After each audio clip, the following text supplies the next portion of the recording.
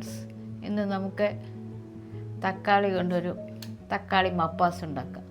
അതിനായി 3 തക്കാളി ഇത് നമുക്ക് നീളത്തിൽ അരിഞ്ഞെടുക്കണം. പിന്നെ ഇതിലേക്ക് വേണ്ട മറ്റ് സാധനങ്ങൾ: ഒരു തണ്ട് കറിവേപ്പില, ഒരു 10 ചുവന്നുള്ളി അതും ചെറുതായിട്ട് കട്ട് ചെയ്യണം, പിന്നെ ഒരു 7 പച്ചമുളക് അത് നമുക്ക് കീറിയെടുക്കണം.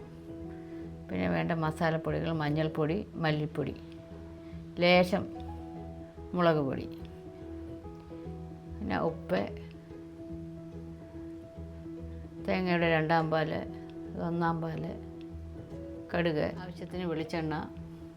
ഇത്രയുമാണ് ഈ കറിക്ക് ആവശ്യമുള്ള സാധനങ്ങൾ. ഇനി ഇതെല്ലാം ഒന്ന് കട്ട് ചെയ്ത് ചെറിയ പീസാക്കാം. തക്കാളി, ഉള്ളി, പച്ചമുളക് എല്ലാം അരിഞ്ഞു വെച്ചിട്ടുണ്ട്. ഇനി ഈ കറി എങ്ങനെ ഉണ്ടാക്കാമെന്ന് നോക്കാം. ഒരു കടായി അടുപ്പിൽ വെച്ച് സ്റ്റൗ കത്തിക്കാം. ചൂടാകുമ്പോൾ അതിലേക്ക് 1.5 ടേബിൾ സ്പൂൺ വെളിച്ചെണ്ണ ഒഴിക്കും. വെളിച്ചെണ്ണ ചൂടാകുമ്പോൾ 1/2 ടീസ്പൂൺ കടുക് ഇട്ട് പൊട്ടിക്കാം.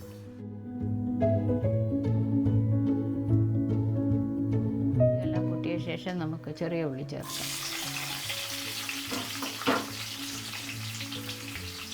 അതും ഇതിലൊന്ന് നോക്കാം. നമുക്കിതൊന്ന് വഴറ്റി കൊടുക്കാം.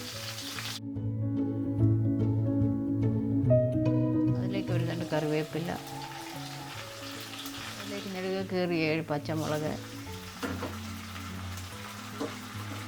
എല്ലാം കൂടെ ചേർത്ത് നമുക്കൊന്ന് വഴറ്റാം.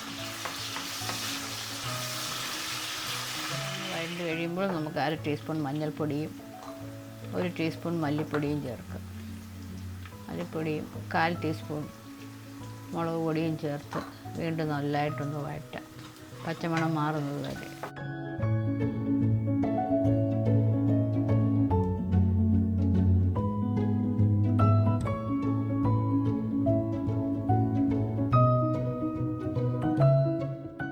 ലോ ഫ്ലെയിം ആക്കി വഴറ്റാം.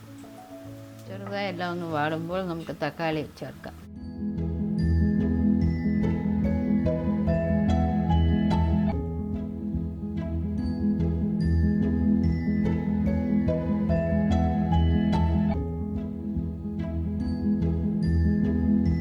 തക്കാളി ചേർത്ത ശേഷം നമുക്ക് 1 ടീസ്പൂൺ കല്ലുപ്പ് ചേർക്കാം. എല്ലാം കൂടെ ഒന്ന് മിക്സ് ചെയ്യാം.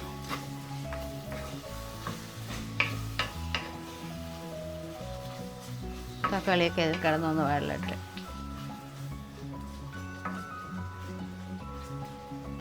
ലോ ഫ്ലെയിം ആക്കി നമുക്ക് അടച്ച് വെച്ചൊരു 5 മിനിറ്റ് വേവിക്കാം. അപ്പം തുറക്കാം. തക്കാളിയൊക്കെ ചെറുതായി ഒന്ന് വാടിയിട്ടുണ്ട്. ഈ സമയം നമുക്ക് തേങ്ങയുടെ 2-ാം പാല് ചേർക്കാം. ഇതിൽ കിടന്നതൊന്ന് വേവട്ടെ. എല്ലാം കൂടെ ഒന്ന് ഇളക്കി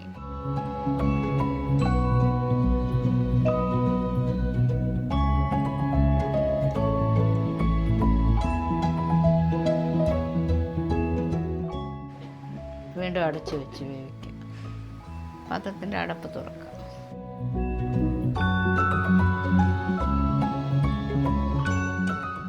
കറിയെല്ലാം വെന്ത് കുറുകിയിട്ടുണ്ട്. ഈ സമയം നമുക്ക് 1-ാം പാല് ചേർക്കാം.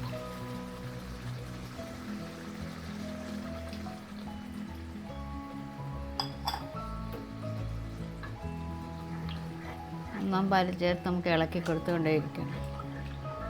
ഇപ്പോൾ നമുക്ക് ഉപ്പൊന്ന് നോക്കാം.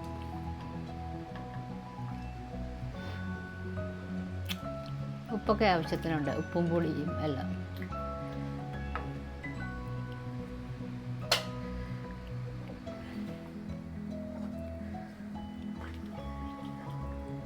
ഇളക്കി കൊടുത്തുകൊണ്ടേയിരിക്കും.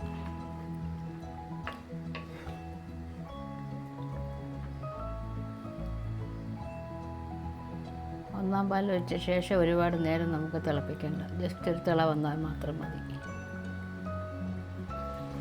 ഇളക്കി കൊടുത്ത ശേഷം ഒരു തണ്ട് കറിവേപ്പിലയും കൂടെ ചേർക്കാം. ചേർത്ത് ഫ്ലെയിം ഓഫ് ചെയ്യും. തക്കാളി മപ്പാസ് റെഡി. തക്കാളി മപ്പാസ് റെഡി ആയിട്ടുണ്ട്. എൻ്റെ വീഡിയോ ആദ്യം കാണുന്നവർ ഇഷ്ടപ്പെട്ടാൽ സബ്സ്ക്രൈബ് ചെയ്യുക. മറ്റൊരു നല്ല റെസിപ്പിയുമായി വീണ്ടും കാണാം.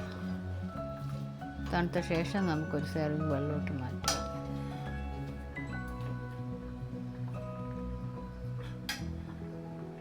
കറിയെല്ലാം വെന്ത് തണുത്തിട്ടുണ്ട്.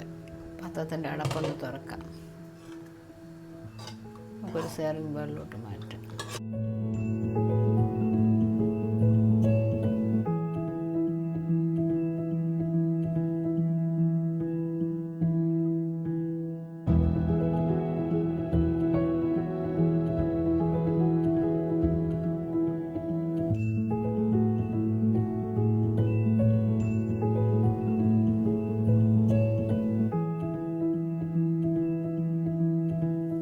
തക്കാളി മപ്പാസ് റെഡി.